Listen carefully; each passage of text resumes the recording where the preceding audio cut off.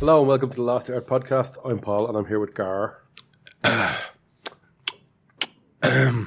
alright there? You alright? You good? I People don't think we're doing an Enigma special. Do the high bit.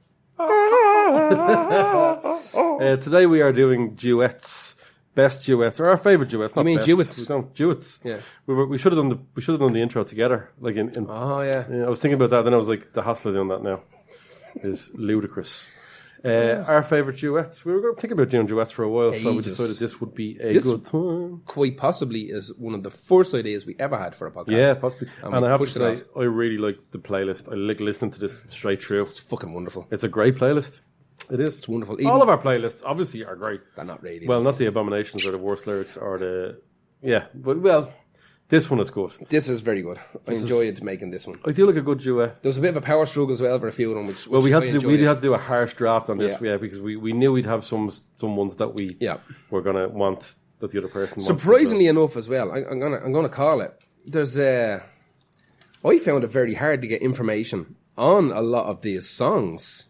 Yeah, I agree. It's because a lot of them are just like kind of thrown together a little bit. I found out something fucking absolutely mad about one of them, and it's literally one sentence that will it'll change your life. What is it? I can't do it yet. I'll do it later. Okay. And I didn't think it was possible. If someone said to me, "What's the maddest thing that you've ever heard about music?" and you would never ever.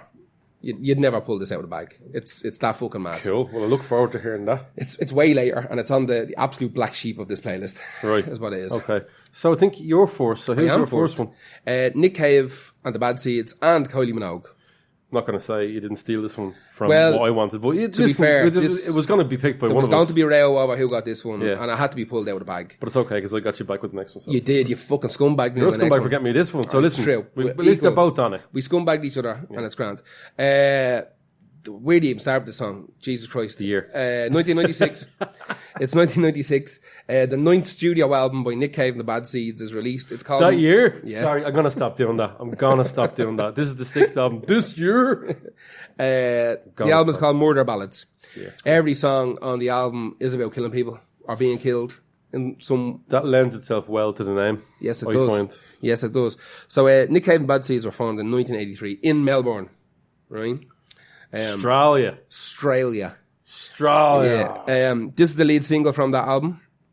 It was outrageously good and huge. It was huge. It was real big. It's also very different from any other song on that album. So anybody who went out and bought that album thinking they were going to get a few more fucking... Sucker! going to get a few more Where the Wild Roses Grow. We're not getting it at all. So apparently, Nick Cave had said for fucking years and years, he wanted to do a duet with Kylie Minogue. Yeah. Right? I remember, like, a lot of fans, I'd say, were like, what? What? Exactly. What? Well, I don't even know. This would have been... Is he different, though? She's Australian. He's Australian. Yeah, Australia. but I think this would have been before... This would have been before she was kind of serious. Was she being still poppy before that? Super poppy? What year was it? 1996? No, because I think he was kind of touching indie stuff between 94 and 95. All right, so maybe this is... He was waiting for it to seem less impactful to have. So apparently for literally like fucking 5-6 years, he'd been writing songs with the idea to get Kylie to sing on them. Deadly. And he was, he just couldn't, everything he wrote, he couldn't get it right. He never even passed them on to her, apparently. Like, he has, like, fucking dozens of demos that he bammed together himself. He just puts away, not this time, Kylie. Yeah, exactly. Not yet, Kylie. Yeah. This one's not right for you. Exactly. But I think that's the way he felt about it. And eventually, he stumbled upon this. And he was like, this is the one. This is the app. We're going to do it now. What a song. So lyrically, it's from the point of view of the murderer and the victim. And it's all written in past tense, which is what's interesting about it. So it's post-murder. Yeah. It's super fucking orchestral. And the differences between their singing voices is so stark that it makes the song work on 100 fucking levels. He does sound like a murderer on the song. He does, absolutely. Production on this song is 10 out of 10. 10 out of 10. Yeah. There's nothing missing. There's nothing lacking. There's no levels. that you think, oh, it'd look a little bit more of this. It's so well nailed together. And I think that's because Kylie was fucking huge. She was huge. Like, Nick Cave would sell out, let's say, 5,000 seater stadium. Yeah. Kylie Minogue was doing 80,000. You know what I mean? Like, just fact. This is a real weird combination to begin with. It's good for her, though, and it's good for him. It adds legitimacy to her and adds popularity to him. Right? Yeah. But both of them are actual artists. Because there's no real legitimacy in pop if you think about it. From a rocker's point of view, like me. Yeah, not really. Interesting. She went on to do some serious stuff. Yeah. She did. I have a lot of time for Kylie. She's great. Interestingly enough, the first time it was ever played live with him and her on stage was in Cork in Ireland. With that. Yeah. And it was sang a year before it even ever came out. I'm surprised someone from Cork didn't tell me that. Yeah. A year before. Surprised someone from Cork didn't go, yeah, I mean, Dublin's grand and all, but rents and not only that, Nick Cave and Kylie sang that. No, fucking. They sang it together a year before it was released. How weird is that? I thought that would have been like, get that out now. So it was in the studio, it was done 1995 in Cork. The two of them were playing the same festival in Cork. And they said, fuck it, come on, we'll do it. They're only after recording it. Like you were saying, they don't sound like themselves. Well, she doesn't sound like herself. No. She's not that soft. No. Vocally. But it just works well with the juxtaposition of the... Yeah. She sits back and because both of them are doing different stuff. Like, he's not necessarily really singing. He's just talking. He's mostly just talking. She does a lot of kind of little mousy... wispy kind of stuff in it, and she only really... She sounds like she has a parasol on her back, and maybe is giving him a flash the ankles. The big bad wolf is chasing her. Got you killed. Yeah, don't be flashing the ankles. Apparently, this song is based on another song that I should have wrote down, but I didn't. Could have been. It's not a cover or anything like that, but it's like an ode to another murder ballad that Nick Cave had heard as a child. Because he has a few murder ballads before that as well. Oh yeah, absolutely. But this is an ode to another song he heard, which is supposed to be a conversation in before the murder takes place. That song. I must kill that woman, or I will kill that woman. Oh. He has. No, he has. He actually has. It's off. I thought you were messing. No, it's off. It's off an album we'll talk about in the next song. I'm dying. I'm dying because he comes back up. Nick Cave pops back straight back up. Oh, of course he does. But yeah, Nick Cave and the Bad Seeds. Let's just say Nick Cave and Kylie Minogue, because otherwise it sounds like there's three parties involved. 1996, Murder Ballads is the album. The song is fantastic. It was on radio so much that I hurt. Yeah, on MTV. And the video was a big high production. Yeah, it was as well. So MTV were pumping out Vaseline on the lens, blood on the hands. Yeah, the whole everything. It's fantastic. The Grass song itself, on the skirt, tears in the family's eyes. Pain in the heart. The way the kind of orchestral strings are recorded in this it hurts me listening to it. It's that noise. Yeah, it hurts me. Anyway, what's your next one? To move on before I start crying. I feel bad for Eliza Day. Actually, no, stop that. I'm going to talk about how much we have to piss. I have to go for the toilet now. Really? Let's start being honest about this. Okay. What the fuck is the story about how much we have to piss? Well, look at it. There's about 20 cans in front of us. I have yet to take a slash break. Fair play to you. I know. So, we'll be back in a minute. Via osmosis, you're pulling the piss out of me. If I keep saying piss and making like splashy sounds, it's going to make you want to go. It could be also due to the fact that like I'm inside you and Mike Johnson is inside you right now. I'm going to talk about my next song in a second. Are you ready? Right, we're back. Oh, that was great. Did you have a good wee? I did. Good. There must be something wrong with me.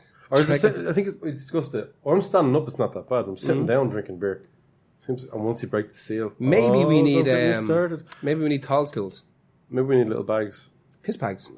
Get little catheters. Does your bladder get smaller the more you get older? I don't think. I'd say it stretches out, surely. What's what I would thought? Like your balls? Like your balls, yeah. Like old and... I would assume your bladder is basically your internal balls. Well, to be fair, like... I don't know. A lot of piss. Anyway, my first one is... Something's Got a Hold of My Heart. Mark Ammond and Gene Pitney from 1988. This was one of my favourite songs as a kid. Absolutely loved this song. Because it was mad because my sisters were mad into like soft cell. Well, not mad into soft cell, but they were enough into them. Like I was into them as a kid. No one was really into Mark Almond, but they were into soft cell. This, yeah. I don't. Mark Almond's career is spotty at best. Soft cell. There's some strange stuff in there as well. And then my parents were mad Gene Pitney fans. Gene Pitney was always on the gaff, and I I have a real soft spot for Gene Pitney. I really like him because the two main male singers that were played in my house all the time were Gene Pitney and Neil Sedaka. And Neil Sedaka does nothing for me at all. Absolutely nothing. But Gene Pitney, I remember there was a song that I heard as a kid called Animal Crackers, which was Gene Pitney's early 60s garage psychedelic rock sort of thing that is long forgotten about. You'll find it on a few little compilations, and it's actually been added to Spotify as well a while ago, because it was never on it. It might turn up on a playlist of songs from people who you wouldn't expect. It's basically about doing drugs and eating a box of Animal Crackers. Savage. And he says, I open up the box and I go to the zoo. You're stoned now. You're absolutely baked. You're in shite, lad. Little eating Animal Crackers. I love that song. It's really like a nice little 60s rock song. Anyway, that's how I started to go. When I heard this, I was like, absolutely, just saw the video and I was like, that is so fucking good. That's obvious. This is a Gene Pitney song from the 60s. Re-recorded by Mark Almond. Now, let's bring things back to Nick Cave for a minute. Okay. He recorded this 2 years before. Really? On his album Kick Out Against the Bastards. I can never remember the name of the album. His version is outrageous as well. Yeah. Absolutely brilliant. And I was there thinking, shit, 2 years later, Mark Almond knocks it out and goes to number one for... Yeah, forever. Just, it was in the charts for, I think it was at least 4 weeks at number one. But Nick Cave did do that. And I was thinking, I wonder, was Nick Cave pissed off about that? So I went looking for a bit of beef. No beef, because they were in a band together. Get the fuck out of here. Nick Cave and Mark Almond. Really? For 3 days. For 3 days? Yeah. The band is called The Immaculate Consumptive. And had Mark Almond and Nick Cave and Lydia Lunch and Clint Rowan. I don't know much about them, but they just basically got together for 3 days and went to touring around the place playing all their own songs. Yeah. Mad. Never recorded it, no. obviously. And I wonder, at the time, was Nick Cave going, like, playing that song? Yeah. Maybe. Could be where he heard it first. Yeah. Well, no, because that was 1983 they were doing that. I found that mad that they were actually in a band together. That's real very, weird. very briefly. But then again, I found loads of other stuff Mark Almond did after that absolutely under the radar stuff. Really? Yeah. Snaky.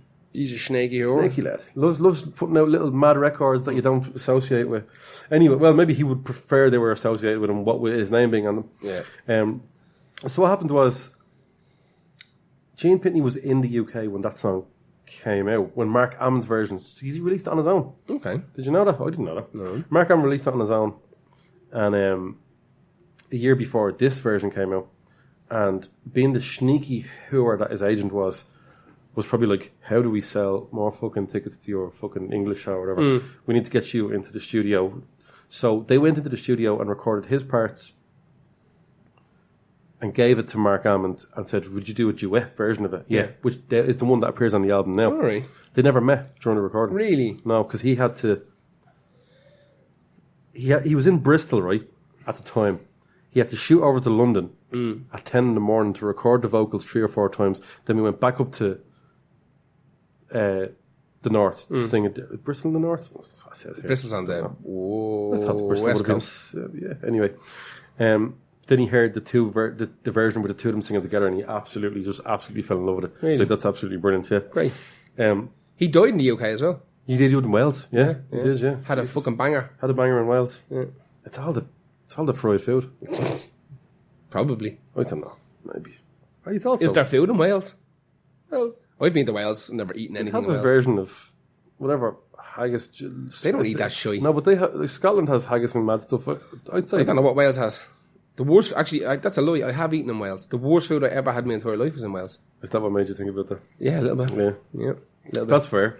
So obviously they met for the video, which is amazing. I love that video. Yeah. It's silly. Yeah. It's 4 coats. I think it's set in it's shot in Las Vegas in a kind of old kind of scrapyard where all neon signs were. Yeah. Because in Vegas those signs get replaced all the time. Like, I think There's a couple of neon scrapyards in Vegas that are famous. Yeah. So that's a really great place to do it. But I just thought it was mad that, like, in my head I thought he would have been like in my head I make a story up about what I think. No, I thought he was a fan of this and he was on the blower to Gene Pitney. He's like, let's go, I love Gene Pitney, blah, blah, Let's blah, do blah. it. Let's do it. No, just done it.